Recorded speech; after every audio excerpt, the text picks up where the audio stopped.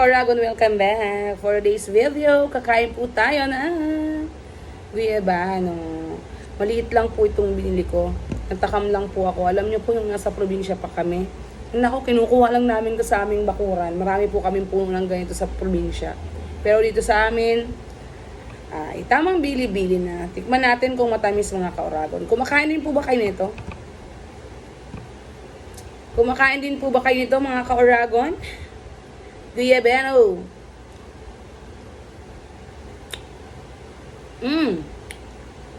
Maasim.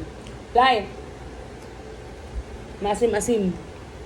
Masim-asim mga ka-Oragon. Ako, nasa probinsya kami nito. Kinukuha lang namin dito sa amin. Diyos ko, daming-dami ikaw ang magsasawa. Pero ngayon, talagang hanap-hanapin mo, bihira yung dito ngayon sa amin. Bihirang merong ganito. Ngayon nga lang po ako nakakita dun sa binibilihan ko ng putas sa ganito eh. Okay. Bigyan ko lang po kayo ng konting kaalaman about dito sa guyabano natin. No? Ang guyabano po ay tinatawag din po natin na excuse po, soursop. Ang English po dito ay soursop. Tikman mo. Konti lang. Sarap. Soursop. Mayaman daw po ito, soursop. Mayaman po ito sa carbohydrates. Mayaman po ito sa carbohydrates. Dietary fiber din. Mayaman din sa vitamina B1 at B2. Siyempre, hindi mawawala ang vitamin C.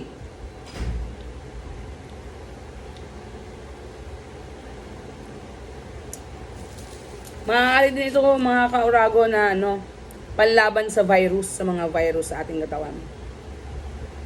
Marami pong gagamutan nitong to, guyabano. Ang alam ko, ang ilan lang sa mga sakit na kagamutan nito ay asim, cancer, UTI, high blood din.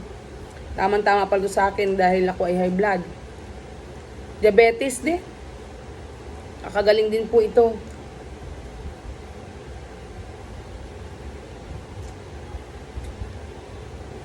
Constipation. Siya rin. Pero, ang ginagamot namin ito doon sa amin sa probinsya, dahon. Nilalaga po namin ito mga ka-Oragon. Mga 10 to 20 minutes mo lalagain yung dahon, yung talbos ng ganito. Tapos, pakukuluan mo ng 10 to 20 minutes.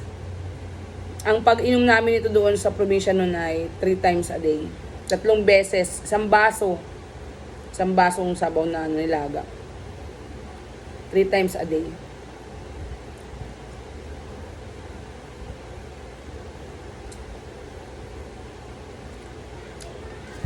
Ay, grabe. Masarap din po itong isawsaw sa asin. Pero ayoko mag-asin. Gusto ko fresh lang talaga. Yan, kumakain din po ba kayo nito? Ha-juice, gusto ko to. Guyabano.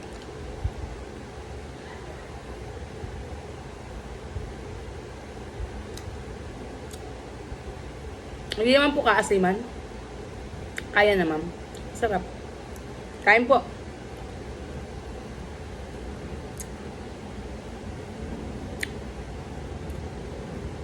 Maliit lang yung binili ko kasi baka hindi kumain yung mga bata. Masayang lang.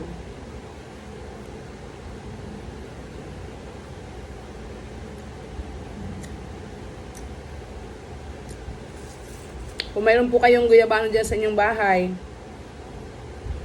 pwede nyo po kung ka-Oragon ilaga.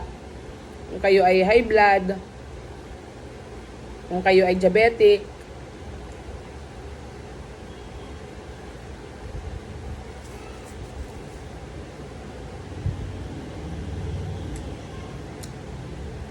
kauna lang maasim yung dulo.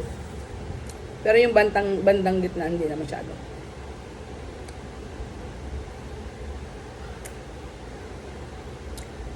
Mm.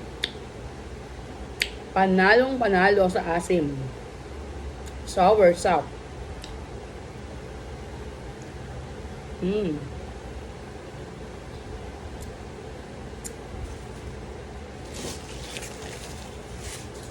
Sarap.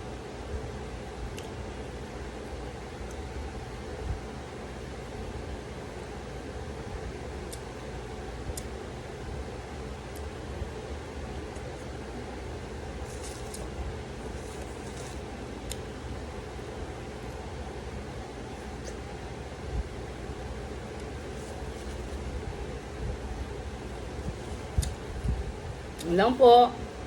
Thank you so much. Try nyo na rin po kumain. Bye! God bless you all. Ingat po tayo palagi. And I love you.